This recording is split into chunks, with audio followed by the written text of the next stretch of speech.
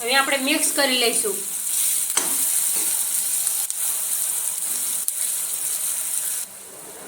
હવે હળદર નાખી દઈશું આપણે 1 ચમચી આપણે હળદર, ધાણા જીરું પાવડર। હવે આપણે રાજમા હે એ નાખી દઈશું, ઉકળી ગયું એટલે રાજમા આપણે એકદમ મસ્ત બફાઈ ગયા।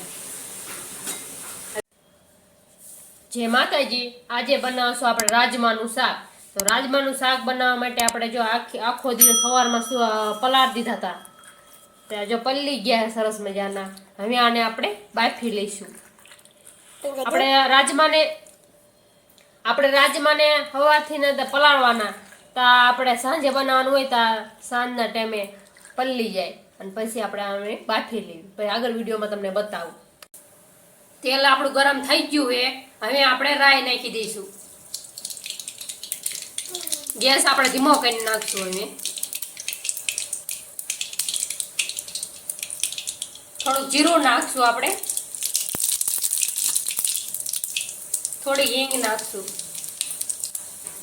મીઠા લીમડાના પાન નાખશું, લીલું મરચું નાખશું આપણે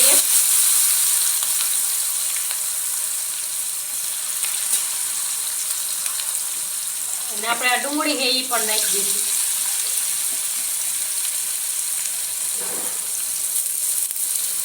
હવે આપણે મિક્સ કરી લઈશું।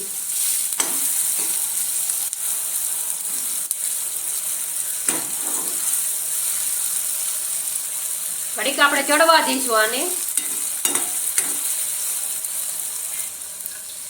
હવે આદુ લસણની પેસ્ટ એ નાખી દઈશું આપણે,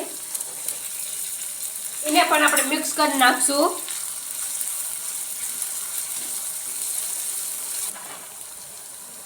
હવે ટમેટા નાખી દઈશું આપણે,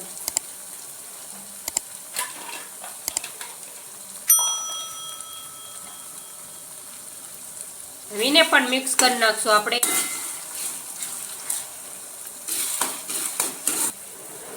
હવે હળદર નાખી દઈશું આપણે 1 ચમચી આપણે હળદર, ધાણા જીરું પાવડર,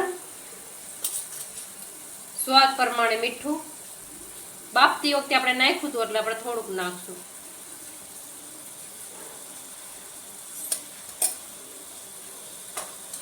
હવે મિક્સ કરી લઈશું આપણે। હવે આપણે મિક્સ કરી લઈશું આને સારી રીતે। હવે આપણે લાલ મરચું અંદર નાખી દઈશું।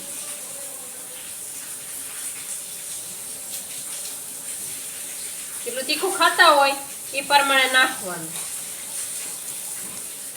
સહેજ આપણે ગરમ મસાલો નાખશું, એને પણ આપણે મિક્સ કરી નાખશું।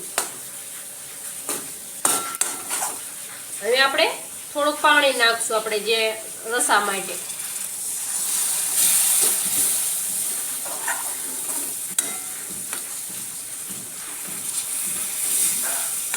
હવે ગેસ આપણે ફૂલ કરી નાખશું।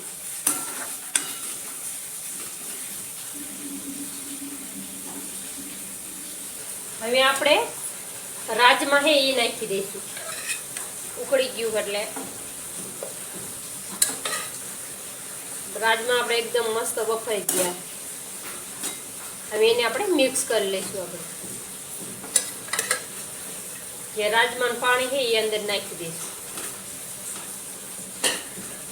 ઘડીક રાજમાને આપણે ચડવા દઈશું। આપણે એકદમ શાક મસ્ત બની ગયું છે। હવે આપણે ગેસ બંધ કરી નાખશું। હવે આપણે લીલા ધાણા નાખી દઈશું। આપણે એને પણ મિક્સ કરી નાખશું સારી રીતે।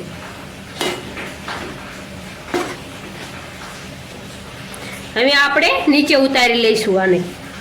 તૈયાર છે આપણું રાજમાનું શાક। જો તમને અમારો વિડીયો પસંદ આવ્યો હોય તો લાઈક કરો, શેર કરો અને અમારી ચેનલને સબસ્ક્રાઈબ કરો। બેલ આઇકન દબાવવાનું ના ભૂલતા, કમેન્ટ કરજો તમને કેવું લાગ્યું રાજમાનું શાક। ત્યાં સુધી આવજો, બાય બાય। કોમેન્ટ કરવાનું ન ભૂલતા।